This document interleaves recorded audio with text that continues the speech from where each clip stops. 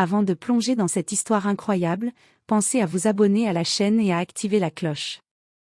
Ici, chaque récit a quelque chose à dire, et vous ne voudrez pas en manquer un seul.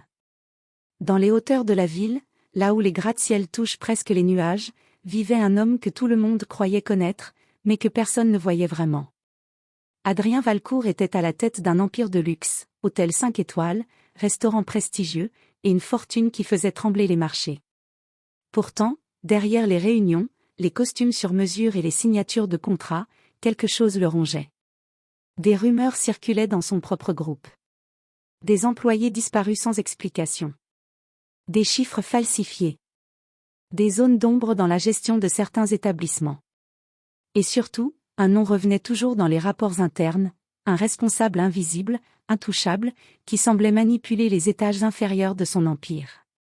Mais personne n'osait parler clairement. Un soir, Adrien fit un choix que personne n'aurait imaginé. Il se rasa la barbe différemment. Il remplaça ses costumes luxueux par des vêtements usés, simples, presque pauvres. Il abandonna son nom, ses titres, son monde. Il devint Alex. Un homme ordinaire. Un homme que personne ne respecterait. Un homme que personne ne regarderait deux fois. Son objectif était simple, entrer dans son propre système par la porte des oubliés. Comprendre ce qui se passait réellement dans ces hôtels.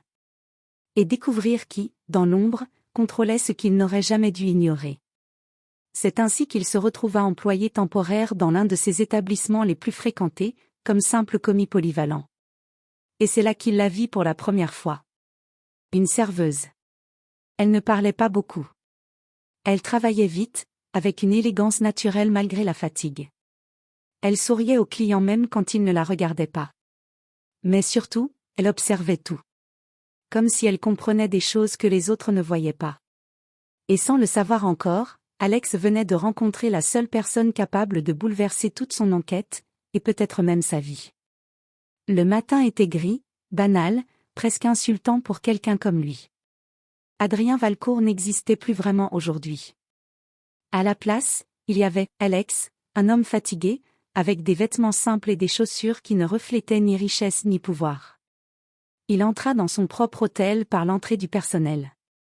Pas de tapis rouge. Pas de salutations respectueuses. Pas de directeur qui accourt. Juste une porte métallique, un badge temporaire, et un regard froid du responsable des ressources humaines qui ne le reconnut évidemment pas. Tu commences en plonge et aide polyvalente. Si tu ne tiens pas le rythme, tu pars. Alex acquiesça sans un mot. C'était exactement ce qu'il voulait.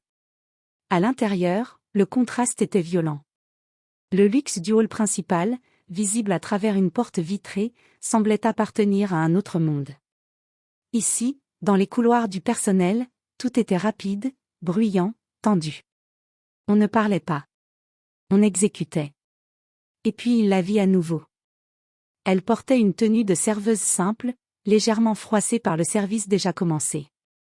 Elle avançait entre les tables avec une précision presque mécanique, mais sans jamais perdre cette douceur dans le regard.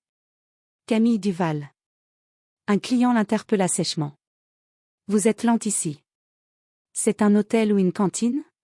Elle ne répondit pas immédiatement. Elle posa simplement les assiettes, calma le rythme, puis releva les yeux. Je fais de mon mieux, monsieur. Votre commande arrive dans une minute. Pas de peur. Pas de colère. Juste une maîtrise étrange de la situation. Alex, lui, observait. Pas seulement elle, mais aussi les réactions autour. Un cuisinier évitait volontairement un couloir. Un superviseur signait des feuilles sans les lire. Et un autre employé glissait discrètement un paquet dans une caisse sans l'enregistrer. Quelque chose n'allait pas. Et personne ne semblait surpris. Plus tard, dans l'arrière-salle, Alex fit tomber volontairement une pile de serviettes pour s'approcher d'un groupe d'employés. Premier jour, demanda une voix derrière lui. C'était elle. Camille. Il se retourna. Elle le regardait avec un mélange de curiosité et de prudence. Oui, premier jour. Elle hocha légèrement la tête. Alors écoute un conseil. Ici, ce n'est pas le travail qui est dur. C'est ce qu'on te demande de ne pas voir. Cette phrase resta suspendue entre eux. Alex sentit son instinct de PDG se réveiller, mais il resta Alex. Et toi, tu vois beaucoup de choses, demanda-t-il doucement. Elle esquissa un petit sourire. Assez pour savoir que poser trop de questions peut coûter cher. Un silence. Puis elle partit servir une autre table, laissant derrière elle une sensation étrange. Pas seulement un mystère, mais un danger. Et pour la première fois depuis longtemps, Adrien comprit que son propre empire pouvait lui échapper totalement. La nuit tomba sur l'hôtel comme un couvercle lourd. Adrien Valcourt terminait sa première journée en tant que Alex avec les mains fatiguées, les épaules raides, et une sensation étrange, celle d'être plus observateur que jamais, précisément parce qu'on ne le regardait pas. Dans les cuisines, l'activité continuait à un rythme presque militaire. Des ordres secs, des plateaux qui s'entrechoquent, des regards fuyants. Et surtout, des silences. Alex remarqua rapidement un détail troublant, certains employés évitaient systématiquement une porte au fond du couloir de service. Une porte sans logo, sans indication. Une porte que même les superviseurs semblaient ignorer volontairement. Quand il demanda innocemment à un commis. « C'est quoi, là-bas ?» Le jeune homme blêmit. « Ça ? C'est rien. Tu n'as pas à t'en occuper. » Et il partit presque en courant. Plus tard, pendant une pause, Alex retrouva Camille Duval près des vestiaires. Elle était assise seule, son carnet de commandes sur les genoux. Il s'approcha. « Tu avais raison ce matin. » Elle ne leva pas les yeux immédiatement. « Sur quoi ? » « Sur ce qu'on ne doit pas voir. » Elle referma lentement son carnet. « Tu t'adaptes vite, pour quelqu'un de nouveau. » Il hésita une seconde. Trop rapide. Trop intelligent. Il corrigea. « J'observe. » Elle le regarda enfin. Cette fois, son regard était plus sérieux. « Alors observe bien. Mais ne fais pas l'erreur de croire que tu es le seul à observer ici. » Un frisson discret traversa l'échange. À ce moment-là, un bruit sourd résonna dans le couloir. Une porte métallique venait de se fermer violemment. Un superviseur passa, nerveux, un dossier sous le bras. Il lança un regard rapide autour de lui, puis fixa Camille une fraction de seconde trop longue. Elle détourna les yeux immédiatement. Alex l'avait vu. Ce n'était pas un simple regard. C'était une mise en garde silencieuse. Plus tard dans la soirée, Alex suivit discrètement le superviseur. Il descendit vers les sous-sols de l'hôtel, là où les couloirs devenaient plus froids, plus étroits, presque oubliés. Il entendit des voix derrière la fameuse porte interdite.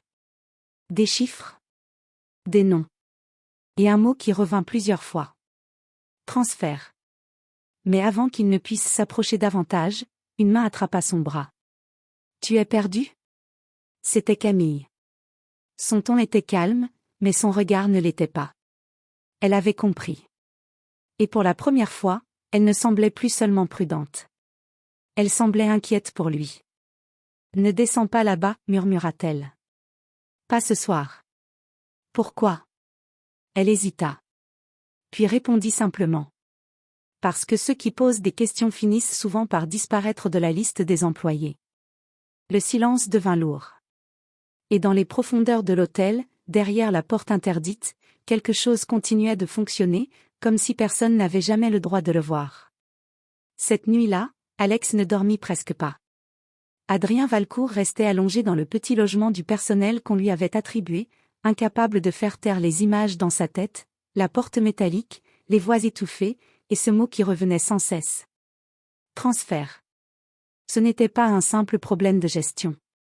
Ce n'était pas un vol banal. C'était structuré. Organisé. Et surtout, caché volontairement. Au matin, il décida de ne plus attendre. Mais avant qu'il ne puisse agir, il croisa à nouveau Camille Duval dans le couloir de service. Elle semblait plus fatiguée que d'habitude. Comme si elle n'avait pas dormi non plus. « Tu n'as pas suivi mon conseil, dit-elle immédiatement. Alex ne répondit pas. Elle soupira. Tu es allé près des sous-sols. Ce n'était pas une question. C'était une certitude. Il la fixa. Tu savais que quelque chose se passait là-bas. Camille baissa légèrement la voix. Tout le monde sait. Mais personne ne regarde. Elle marqua une pause, puis ajouta. Et ceux qui regardent, changent vite de poste. Ou disparaissent. Un silence pesa entre eux. Plus dense que les autres fois. Alex sentit quelque chose de nouveau chez elle. Ce n'était plus seulement de la prudence. C'était une peur ancienne, apprise. Pourquoi tu restes ici, demanda-t-il doucement. Elle hésita longtemps avant de répondre. Parce que partir ne garantit pas d'être libre. Ces mots restèrent suspendus dans l'air.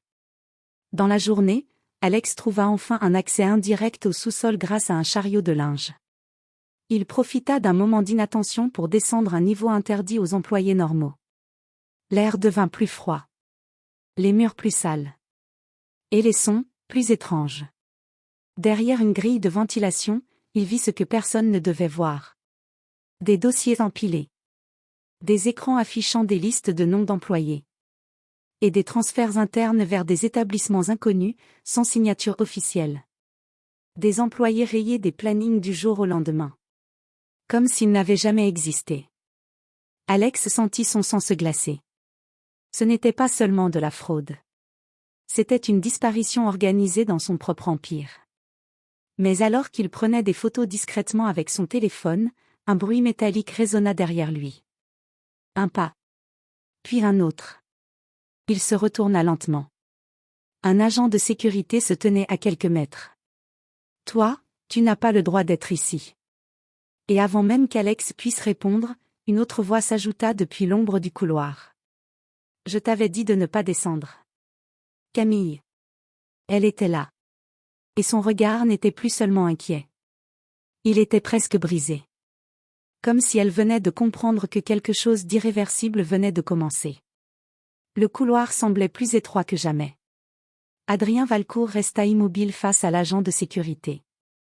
Le téléphone encore dans sa main, l'épreuve à peine enregistrée, son cœur battant à un rythme qu'il n'avait plus connu depuis des années. Tout pouvait s'arrêter ici. Son enquête. Son anonymat. Et peut-être bien plus. Mais ce n'était pas l'agent qui dominait la scène. C'était Camille Duval. Elle s'avança lentement, se plaçant légèrement entre Alex et le garde. « Il n'est pas censé être ici, » dit l'agent sèchement. Camille répondit sans élever la voix. « Je l'ai appelé. Il m'aide. » Un mensonge. Un mensonge risqué. Alex la regarda, surpris. L'agent hésita. Il la connaissait. Ici, Camille n'était pas juste une serveuse. Elle était discrète, mais respectée pour une raison qu'Alex commençait à comprendre. Après quelques secondes tendues, l'agent recula. 1 minute. Pas plus. Puis il s'éloigna. Silence. Camille expira doucement, comme si elle retenait sa respiration depuis des années. « Tu es fou, » murmura-t-elle. « Ou trop tard pour reculer, » répondit Alex. Elle le fixa longuement. Puis, pour la première fois, elle parla sans filtre. « Ce que tu as vu, ce n'est pas juste de la fraude. C'est un système. Ils prennent les employés qui posent problème, et ils les effacent des registres. Ils les déplacent. Ils les brisent. » Alex serra les poings.